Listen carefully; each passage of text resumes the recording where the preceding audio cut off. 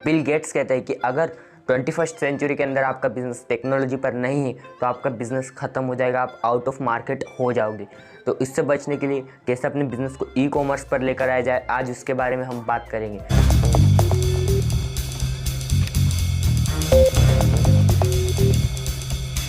तो hello entrepreneur, स्वागत है आपका आपके अपनी business academy business with Shyam में। तो आज हम बात करेंगे कैसे खुद का ई कॉमर्स स्टोर शुरू किया जाए, उसका complete blueprint step by step आज मैं आपको दूंगा। उससे पहले e commerce industry, e commerce में आपको क्यों जाना चाहिए, उसके कुछ स्टैटिस्टिक्स मैं आपके साथ में शेयर करता हूँ। आज इंडिया में 2020 के आंकड़ों के अनुसार 696.77 मिलियन लोग इंटरनेट का यूज़ कर रहे हैं, जो कि पूरी टोटल पॉपुलेशन का 40% है। तो आप इससे अंदाज़ा लगा सकते हो ई कॉमर्स कितना बड़ा है। और इंडिया में कैश ऑन डिलीवरी जो है वो सबसे ज़्यादा पॉपुलर है। 75% लोग आज कैश ऑन डिलीवरी से परचेस करना पसंद करते हैं, किसी भी रिटेलर से या किसी भी ई कॉमर्स प्लेटफॉर्म से।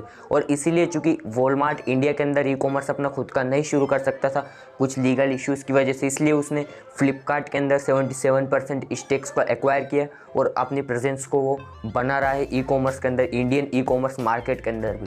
तो इतना बड़ा है ये ई कॉमर्स, इसके अंदर इस अपॉर्चुनिटी को कैसे ग्रैब करना है। आपने पेटीएम वाली केस स्टडी की लर्निंग में भी देखा था, पेटीएम ने कैसे अपने अपॉर्चुनिटी को ग्रैब किया था डिमोनेटाइजेशन की। तो ये अपॉर्चुनिटी भी आपके हाथ से ना चली जाए, उसके लिए आज का वीडियो ज़रूर देखना। जो पहला स्टेप आता है वो होता है सिलेक्ट अ निच and type of your store. अपनी निच को सिलेक्ट करना पड़ेगा शुरुआत के अंदर। आप बाद में भले एक्सपेंड कर सकते हो, लेकिन शुरुआत में आपको अपने निच को सिलेक्ट करना पड़ेगा। तो जैसे फ्लिपकार्ट जब शुरू हुआ था, फ्लिपकार्ट की शुरुआत शुरू से सारे सामान नहीं बेचता था। फ्लिपकार्ट की शुरुआत बुक्स से हुई थी, अमेजोन की भी शुरुआत बुक्स सेलिंग से हुई थी। उसके बाद मिंत्रा भी आज फैशन के अंदर ऑपरेट करता है, केवल फैशन के अलावा किसी और सेगमेंट में नहीं जाता। स्नैपडील भी आज फैशन के अंदर ज़्यादा डील कर रहा है, शॉपक्लूज भी ज़्यादा फैशन में डील कर रहा है। आज सारी चीज़ों को नहीं बेच रहे प्लेटफॉर्म्स। तो आपको पहले अपना निच सिलेक्ट करना पड़ेगा कि कौन सी चीज़, कौन सा प्रोडक्ट आपको सेल करना है अपने प्लेटफॉर्म के ऊपर, ताकि आप जल्दी से जल्दी मार्केट को कैप्चर कर पाओ उस मार्केट को। उसके बाद आपको अपनी स्टोर का टाइप जो है वो चूज़ करना पड़ेगा। तो दो टाइप की ई कॉमर्स स्टोर्स होती है। पहली होती है सिंगल वेंडर, दूसरी होती है मल्टीपल वेंडर या मल्टी वेंडर। सिंगल वेंडर में केवल आपका ही एक ही कंपनी का प्रोडक्ट उस साइट के ऊपर बिकता है, केवल एक ही कंपनी का प्रोडक्ट। जैसे टाटा क्लिक की जो साइट है उसके ऊपर लेंसकार्ट की जो साइट है, टाइटन कंपनी की जो टाटा की जो लेंसकार्ट है उसकी जो साइट है उसके ऊपर केवल लेंसकार्ट के चश्मे मिलते हैं, लेंसकार्ट के प्रोडक्ट मिलते हैं और किसी कंपनी के प्रोडक्ट नहीं मिलते। तो वो एक सिंगल वेंडर साइट होती है। और एक होती है मल्टी वेंडर या मल्टीपल वेंडर साइट।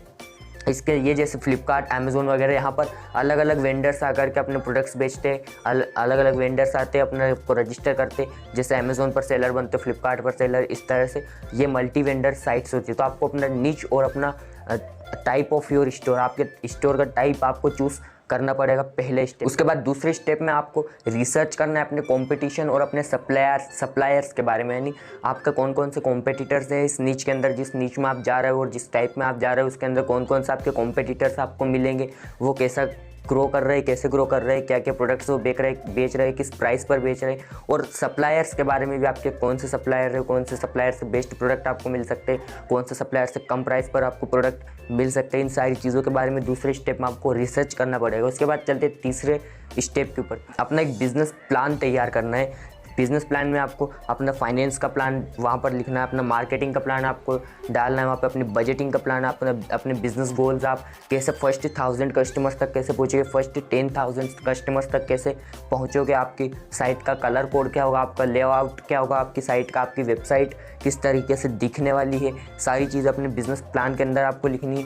आपका लॉजिस्टिक्स का प्लान उसके अंदर होना चाहिए, आपका टीम प्लानिंग, आपका प्रोडक्ट प्लानिंग, उसके बाद आपका कंपनी का डिस्क्रिप्शन, आपके प्रोडक्ट का डिस्क्रिप्शन, आपके आफ्टर सेल सर्विस का भी इसके अंदर प्लान होना चाहिए कि आफ्टर सेल सर्विस आपकी कैसी रहेगी। तो ये बिज़नेस प्लान अपना तैयार करना है। इसके ऊपर अगर कंप्लीट वीडियो चाहिए तो नीचे कमेंट में बता देना बिज़नेस प्लान कैसे तैयार करें।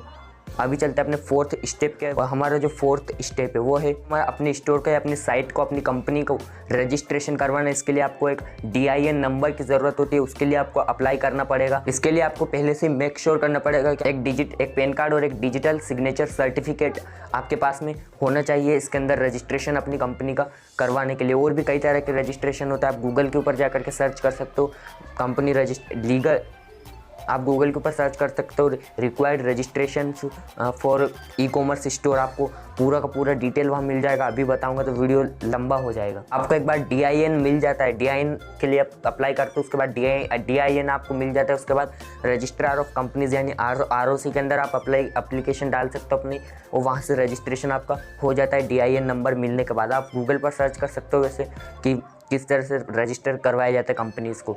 उसके बाद चलते अपने फिफ्थ स्टेप की। फिफ्थ स्टेप में आपको अपने एक कुरियर सर्विस कंपनी को फाइंड आउट करना है, कुरियर कंपनी जो कि आपके प्रोडक्ट को डिलीवर करके आएगी। इसके अंदर कुछ चीज़ों को आपको चेक करना पड़ेगा। जैसे पहले तो ये चेक करो कि उसके शिपमेंट रेट्स क्या है उस कंपनी के। दूसरा ये चेक करो कि उसके अंदर कोई हिडन कॉस्ट क्या है या नहीं, और वो किस तरह से वर्क करती है वो कंपनी।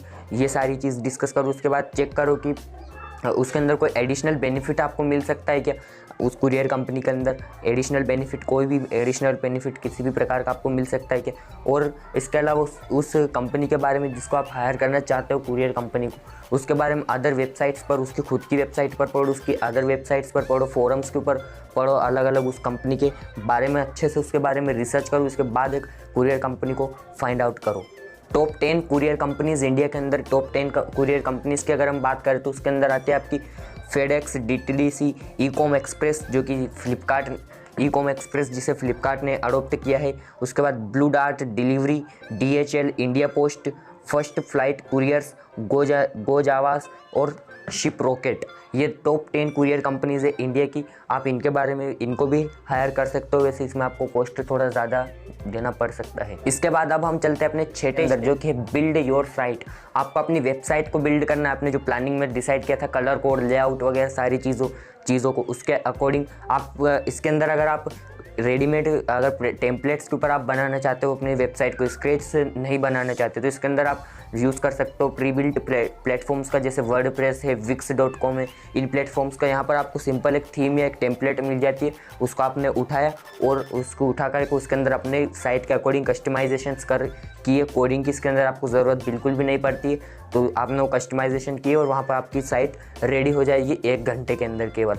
और अगर आप स्क्रैच से शुरुआत करना चाहते हो तो उसके अंदर भी आपके पास कई सारे प्लेटफॉर्म्स हैं, जैसे कि वूकॉमर्स, मैग्नेटो, ज़ेपोस्ट, कार्ट रॉकेट और शॉपिफाई ये जो काइली जेनर जो कि फेसबुक के मार्क जुकरबर्ग को पीछे छोड़कर एशिया की यंगेस्ट बिलियनियर बनी है, इनकी भी पूरी की पूरी काइली जेनर की पूरी साइट शॉपिफाई के ऊपर ही बनी हुई है। अगर आपको काइली जेनर के ऊपर एक वीडियो चाहिए तो नीचे कमेंट के अंदर बताना।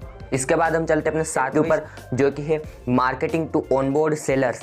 कई लोग यही गलती करते हैं, पहले कस्टमर के पीछे जाते हैं, लेकिन आपको पहले अगर आप एक सिंगल वेंडर वेबसाइट बना रहे हो तो ये पॉइंट आपके लिए नहीं है। आप इसको एक कस्टमर की तरह ले सकते हो, कस्टमर के लिए आप मार्केटिंग कर सकते हो। लेकिन अगर आप एक मल्टीपल वेंडर या मल्टी वेंडर साइट बनाने जा रहे हो तो उसके अंदर आपको पहले सेलर्स को ऑनबोर्ड करना पड़ेगा अपने प्लेटफॉर्म के ऊपर। उसके लिए मार्केटिंग आपको पहले करनी पड़ेगी। तो इसके लिए उनको पहले आपको मेल लिखने पड़ेंगे सेलर्स को, उनको साइट पर उनके मेल्स ढूंढ करके मेल लिखने पड़ेंगे।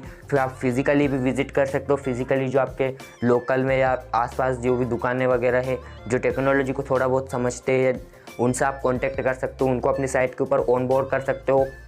फिर अगर कोई टेक्नोलॉजी को नहीं भी समझता तो आप उनको भी अप्रोच कर सकते हो, उनको बता सकते हो कि मैं आपके प्रोडक्ट इस साइट के ऊपर चढ़ा दूंगा, अपनी साइट पर चढ़ा दूँ उसको, और आपकी जब भी सेल होगी केवल तभी आपको पेमेंट देना है। तो इसमें भी कन्वर्जन के चांसेस रहते हैं। तो वहाँ से भी आप अपने सेलर्स, उनका भी एक सेलर अकाउंट अपनी साइट पर क्रिएट कर सकते हो। इस तरह से मार्केटिंग आपको करनी पड़ेगी। गूगल एड्स चला सकते हो आप, फेसबुक एड्स चला सकते हो। वैसे ये थोड़ा कस्टमर आने के बाद चलाना होगा आपको। तो पहला आपको सेलर्स को ऑनबोर्ड करना है, उसके बाद आपको कस्टमर्स के पीछे जाना है, कस्टमर को अप्रोच करना है। क्योंकि आप डायरेक्ट अगर कस्टमर के पास जाओगे और साइट पर प्रोडक्ट ही नहीं होंगे, सेलर ही नहीं होंगे, तो फिर कस्टमर रिटर्न नहीं होगा आपकी साइट के ऊपर। तो इसलिए आपको पहले सेलर्स को अपनी साइट के ऊपर ऑनबोर्ड करना है, उसके बाद कस्टमर्स को लेकर आना है अपनी वेबसाइट के ऊपर। इसके बाद 8वें स्टेप के अंदर आपका स्टार्टअप अब जा रहा है फाइनली लॉन्च होने। आपकी ई कॉमर्स साइट को आपको लॉन्च करना है और बाद में कस्टमर की जो भी प्रॉब्लम्स होंगी, उनके जो भी फीडबैक होंगे, उनको फीड फॉरवर्ड में कन्वर्ट करके अपनी साइट को और डेवलप करते जाना है और धीरे धीरे करके अपनी साइट को एक्सपेंड करते चले जाना है। 9वां स्टेप आपका आता है, वह आता है मार्केटिंग योर स्टोर। पहले आपने मार्केटिंग करी थी सेलर्स को ऑनबोर्ड करने के लिए, अब सेलर आ गए उनके प्रोडक्ट बेचने के लिए, कस्टमर को लाने के लिए आपको अब इसी स्टेप के अंदर मार्केटिंग करनी है। तो इसके अंदर आप अच्छे से एसईओ करो, गूगल एड्स, फेसबुक एड्स वगैरह का यूज़ कर सकते हो आप इसके अंदर। इसके अलावा अपना यूट्यूब चैनल आप कोई क्रिएट कर सकते हो, उसके ऊपर अपनी साइट के बारे में बता सकते हो, उसके ऊपर नॉलेज देकर वहाँ से लीड्स ला सकते हो आप। इसके अलावा आप इन्फ्लुएंसर मार्केटिंग का यूज़ कर सकते हो, यानी इन्फ्लुएंसर्स को अप्रोच कर सकते हो अपनी साइट के ऊपर, उनकी ऑडियंस को लेकर के आने के लिए उनसे पार्टनर कर सकते हो। फेसबुक ग्रुप्स कहीं होते हैं उनसे उनके एडमिन से आप पार्टनरशिप कर सकते हो। इस तरह से कस्टमर्स को कैसे भी करके आप लेकर आओगे, वो अपने बिजनेस प्लान वाले स्टेप के अंदर लिखा हुआ था आपने, अगर नहीं लिखा तो उसको भी लिख लेना। उन तरीकों को इम्प्लीमेंट करते जाओ, उनसे कस्टमर लेकर आओ अपनी साइट के ऊपर, और फिर धीरे धीरे आपकी साइट भी बड़ी होगी। क्या पता अगला अमेज़ोन या अगला फ्लिपकार्ट आप ही की साइट बन जाए। इसके बाद 10वें स्टेप के अंदर, फाइनल स्टेप के अंदर आपको एनालाइज करना है अपने कस्टमर के बिहेवियर्स को, कि आपका कस्टमर किस तरह से बिहेव कर रहा है, कौन सा पेज आपकी साइट का ऐसा है जिसमें हाई बाउंस रेट है, कौन सा पेज ऐसा है जिसमें लो बाउंस रेट है, कौन सा पेज ऐसा है जिस पर कस्टमर कम विजिट कर रहा है, कौन सा ऐसा है जिस पर ज़्यादा विजिट कर रहा है, कम विजिट कर रहा है, उसके ऊपर इम्प्रूवमेंट करना है। जिस पर ज़्यादा बाउंस रेट है उसको सही करना है, उसके बार बार चेंज करके देखना है, एनालाइज करना है अपने कस्टमर के बिहेवियर को इस तरीके से कि कहाँ पर वो प्रोडक्ट किस तरह से परचेस कर रहा है, को कहाँ पर वो परचेस रोक दी उसने और पीछे चला गया, उसके बाद वो लोड करने आए, परचेस कैंसिल कर दी उसने। सारे बिहेवियर को एनालाइज करके उसके थ्रू अपने प्लेटफॉर्म को इवॉल्व करना है और अपने ई कॉमर्स साइट को बढ़ाना है। अगर ये वीडियो पसंद आए तो वीडियो को लाइक ज़रूर कर देना और शेयर कर देना सभी के साथ, ताकि जो भी अपना ई कॉमर्स स्टोर शुरू कर रहा है, करने वाला है या कर रहा है, या जिसका ई कॉमर्स स्टोर है, उसकी इस वीडियो से मदद हो सके। और नीचे कमेंट में बताना और किन टॉपिक्स पर आपको वीडियोस चाहिए। तो मिलते हैं नेक्स्ट वीडियो में नेक्स्ट बर्निंग प्रॉब्लम के सलूशन के साथ। तब तक के लिए धन्यवाद।